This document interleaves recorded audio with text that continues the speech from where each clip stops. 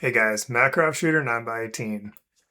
Today I'm going to describe my experiences with a rather contentious handgun, depending on what part of the internet you're on. That, of course, being the Palmetto State Armory Micro Dagger. First, a bit of backstory to kind of explain why I got a Micro Dagger and what led me to kind of go through this testing period. For the last few years, I've carried a Glock 48 MOS as my primary self-defense pistol. It's gone all over the country with me for work, and I've put several thousand rounds through it in that time period. About a year ago, I started looking at slightly smaller options, and initially I wanted to get a Glock 43 slide to put on the G48 to make it a bit easier to appendix carry, notably when sitting down. I quickly found that going that route would have been almost as expensive as getting a Glock 43X MOS outright, so I decided to get a Micro Dagger slide instead during Palmetto's Memorial Day sale. It came with a Holosun 407K, which I can't really complain about. Before I could even find time to take it to the range, PSA ran another sale for the 4th of July on their Micro Dagger frames, and of course, I had to get it. Around this time, I joined a local gun club that hosts outlaw pistol matches, so I figured what better way to test out the Micro Dagger than by running it through some US PSA style competitions. I am far from the best competition shooter ever, but I ran 3 matches with it, and I had a lot of fun doing it. To really minimize my costs, I even modified and 3D printed a holster as well as some magazine holder designs that I found online to use during the competitions. After matches, I would go to a bay and shoot off a few hundred rounds just to get to what I believe is a respectable round count to make an earnest assessment of the pistol. Before I get into the specifics of reliability, I want to first go over the shooting experience, how the pistol handled, what I liked about it, what I don't like about it, and at the end of the video, my personal assessment of the Micro Dagger based on my testing and whether or not I would recommend it to other people. The ergonomics of the pistol are almost identical to a Glock, which big shock for a Glock clone. I will say that the Micro Dagger felt just slightly better in my hand than the Glock 48 due to its different texturing. It might be lighter, what have you. The magazines from PSA dropped free, but I found they sometimes needed a little bit of a jerk or a jostle to the pistol to fall out. When running matches, this wasn't a big deal as I was upright and moving around during reloads anyways. Occasionally when running to empty, my thumb would depress the slide lock and I'd have to manually cycle the action on a reload. But this was an issue that I've had on several pistols over the years and is more of a reflection of my own bad habits than a defect with the pistol. The recoil spring felt a little stiffer than my Glock 48 and cycling the action wasn't as smooth because of this. That said, I wouldn't go so far as to say it's bad. It's just more of a reflection of a lower price pistol. Anytime I kind of do a review of a more budget friendly gun, I try to keep the low cost in mind when making assessments of them, just because you aren't spending, the same as you would on like an H&K or a Sig Sauer. And with that kind of perspective in mind, I was pleasantly surprised with how the PSA Micro Dagger performed in both the matches and when static shooting afterwards. In short, from the ergonomics, the manipulation of controls, the trigger, the shooting experience overall, I would describe the PSA Micro Dagger as perfectly adequate.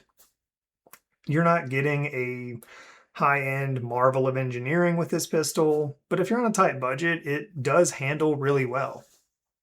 This leads me to the reliability of the Micro Dagger. In total, I fired 1,200 rounds, the first 1,000 of which were without cleaning, and I broke the firing into several different sessions. For the first 400 rounds, I experienced 0 failures. For rounds 401 to 600, I had 3 failures, 2 of them being light primer strikes with steel-cased ammo, and the other was a failure to feed. For rounds 601 through 800, I had 5 failures to feed and yet another 3 failures to feed from rounds 801 to 1000. Additionally, I only had one malfunction during a shooting match, and it was specifically with a round becoming stuck in the chamber while I was attempting to show clear after my stage. For the first 1,000 rounds, that brings our total failure count to 11 or 12, depending on if you want to count the round becoming stuck in the chamber during the match. This gives us a failure rate of 1.1 or 1.2%, respectively. Given that most of these failures started to occur when the pistol became dirty, I decided to give it a thorough cleaning and take it out for an additional 200 rounds, during which I experienced 0 malfunctions. This changes our failure rate to 0.92 and 1% respectively. Again, if you want to count the one where it didn't come out when I was showing clear. For my self-defense weapons, I prefer the lowest possible failure rate, but I generally will accept 1% or lower out of 1,000 rounds.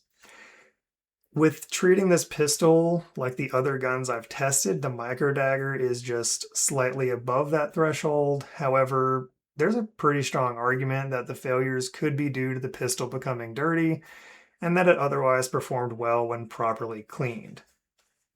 So to kind of summarize, short and sweet, I like the PSA Micro Dagger. I can't really fault it too much given what I paid for it and what it is.